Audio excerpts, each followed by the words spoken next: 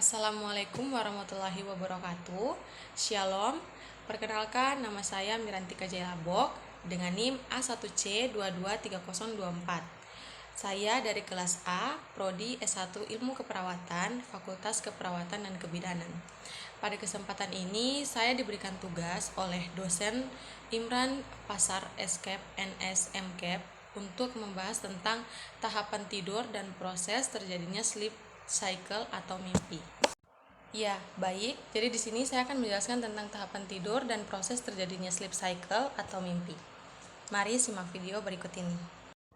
Sebelum kita masuk ke materi selanjutnya, di sini saya akan menjelaskan terlebih dahulu bahwa pada dasarnya tahapan tidur ini terbagi ke dalam dua tipe, yaitu tipe tidur NREM dan tipe tidur REM. Yang dimana NREM ini juga terbagi ke dalam 4 tahapan. Jadi 4 tahapan itu yang akan membantu proses tidur kita selama kita menjalani aktivitas kita. Sebelum itu saya akan menjelaskan dulu tidur NREM itu apa. Tidur NREM itu terjadi pertama kali dan mencangkup 3 tahap. Tahap terakhir dari tidur NREM itu adalah saat Anda tidur nyenyak namun sulit bangun dari tahap tidur ini. Sementara tidur REM atau Rapid Eye Movement ini terjadi sekitar 1 hingga setengah jam setelah tertidur.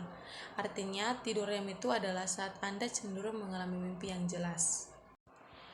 Berikut tahapan tidur NREM yang pertama, yaitu tidur ayam. Selama tahapan pertama ini, tubuh, mental, dan pikiran Anda masih berada pada ambang realitas dan alam bawah sadar. Ini artinya Anda masih setengah sadar tetapi sekaligus setengah tertidur.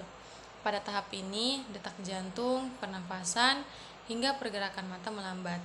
Nah, jadi meskipun kita sudah tertutup, mata kita sudah tertutup, kita itu masih bisa terbangun dengan tidak sengaja.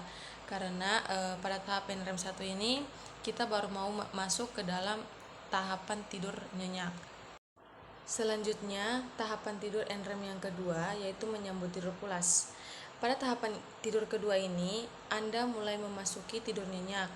Ini artinya Anda sudah benar-benar tidur. Saat itu, detak jantung dan pernafasan Anda lebih lamban dan otot juga lebih rileks. Lalu, suhu tubuh semakin rendah dan pergerakan mata terhenti.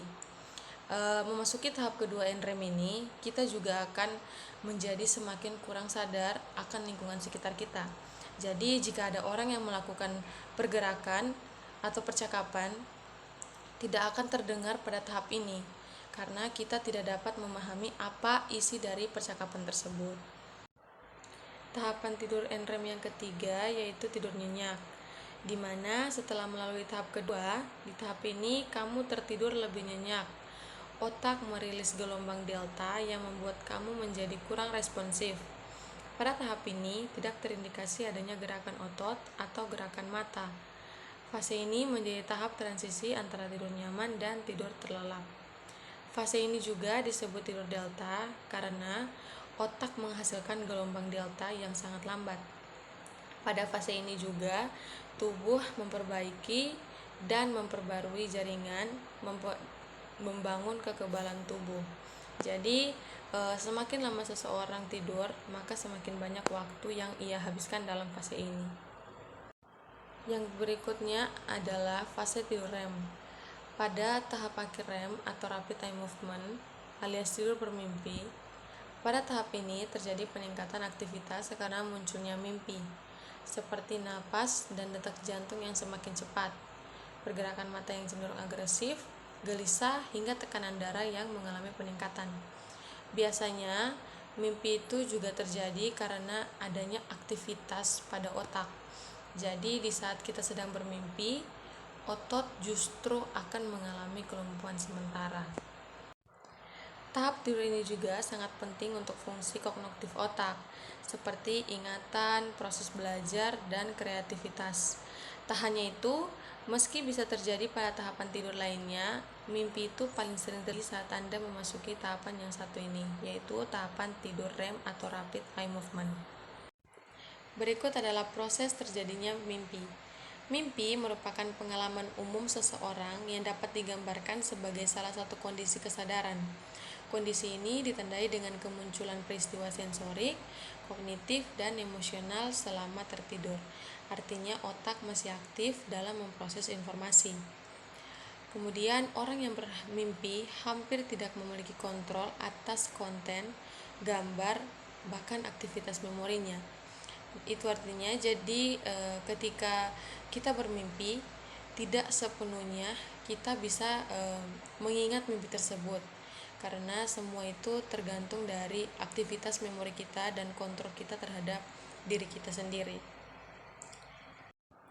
Kemudian mimpi itu cenderung dipenuhi oleh emosi dan pengalaman nyata yang mengandung tema kekhawatiran, figur dan objek yang berkaitan erat dengan kehidupan seseorang yang sedang terbangun.